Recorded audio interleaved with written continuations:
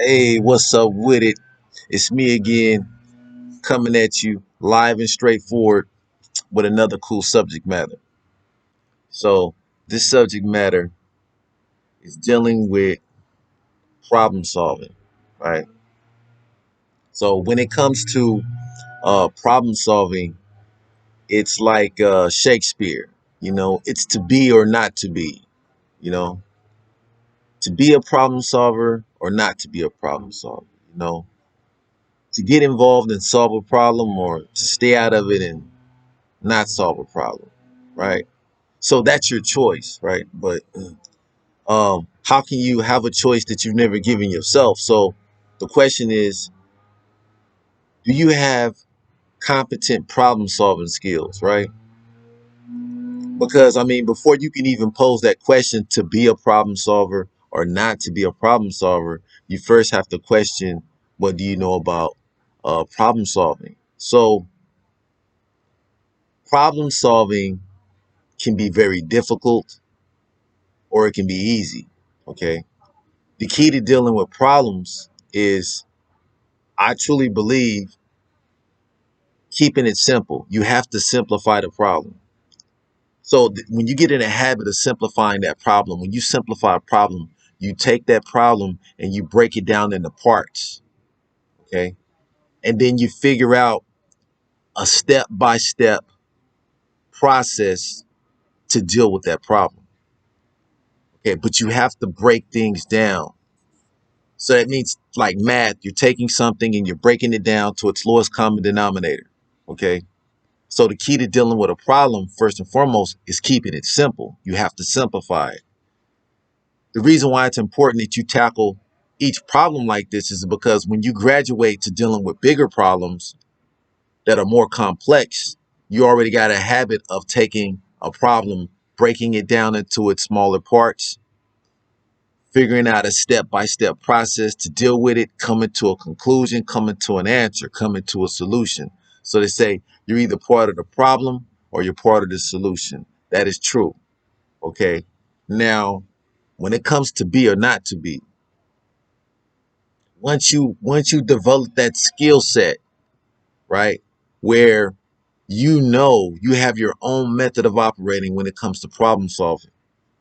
Once you develop that skill set and you have problem solving skills, only then do you truly have that only then do you have what it possesses to even ask yourself that question, to be or not to be.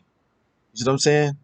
So once you have this skill and you say, okay, to be a problem solver or not to be a problem solver, right? Okay.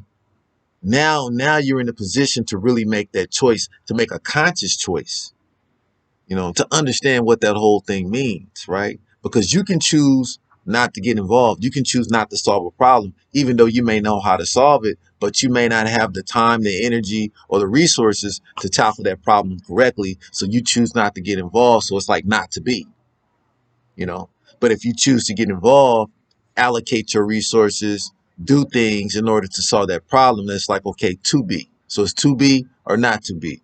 Okay. I chose the Shakespearean quote to place emphasis on this whole problem solving thing and to use it as a guide to kind of steer things in a certain direction. So to be or not to be, that is the question when it comes to problem solving.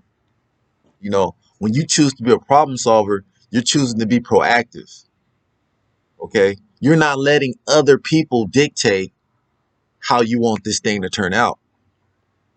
If you choose not to be, you choose not to get involved and you let a problem sit there, that problem can become a bigger problem.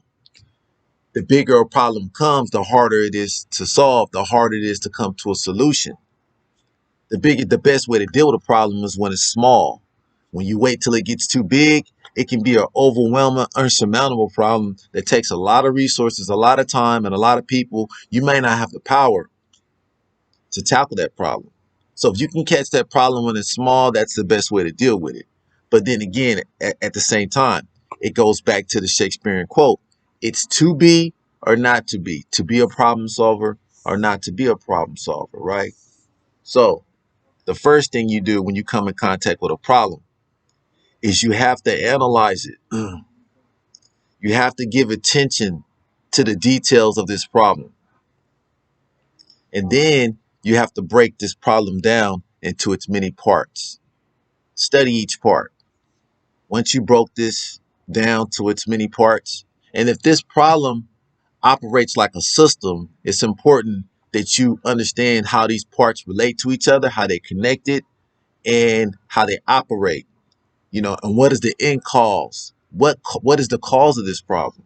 Once you break these things down into simpler parts, you develop a better understanding of what's going on. All chaos and confusion goes out the door. So and being invincible does exist. I don't think no mortal being that bleeds and breathes and that defecates is literally just invincible. But I do believe that you can achieve a degree of invincibility if you have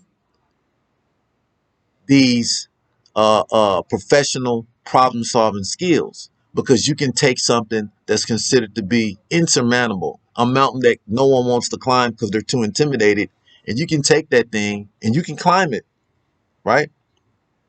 One step at a time. Okay.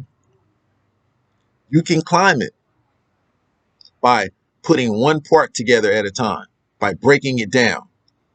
Okay. So, for you guys that are into freestyle climbing, right? A mountain is not climbed in these mountains, these real big ones. They're camping out on these mountains. You know that. And they're gradually making progress one step at a time. They're not allowing the size of this thing to intimidate them. They're not allowing their fears to keep them from climbing this mountain. Okay. They're driven and they're determined to get to the end of this, to the top of it, okay, to the answer. And they're taking it step by step. They've already broken it down into parts. They know that at this certain part, they're 1/4. This is 1/4 of the mountain. This is 2/4 of the mountain. This is 3/4 of the mountain. They know where they're at on this thing. And they're gradually checking their progress, and they're taking it step by step. They know that they can't do this one mountain at one time. There's no easy fix. There's no cutting corners when you're dealing with complex issues. So the key is, don't get intimidated by a complex problem. No matter how big it is, it has parts. If you can break it down into parts, you can overcome it.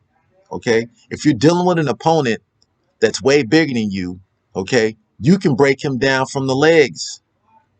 He has ankles, he has feet, he has ankles, he has knees, he has legs. You can break him down from the legs, and you can break him down from the bottom all the way to the top. There's so many different things you can do. One thing leads to another. Don't get caught up in the size and the complexity. Okay. That is what intimidates people from dealing with complex problems. So take it step by step. Keep it simple. Simplify the problem. You know, and then ask yourself. You don't have to get in once you understand what problem solving is, and you have the confidence, the method first, and the confidence to tackle a big problem. That doesn't mean that you're proactive in every problem that comes your way. Some problems are not your problems. Some problems, it's really not your business to deal with. You got to pick and choose your problems wisely, right? So when it's all said and done, you're going to travel that full circle, and it's going to go back to that question, right? Should you solve the problem? Should you not solve the problem, right? To be or not to be?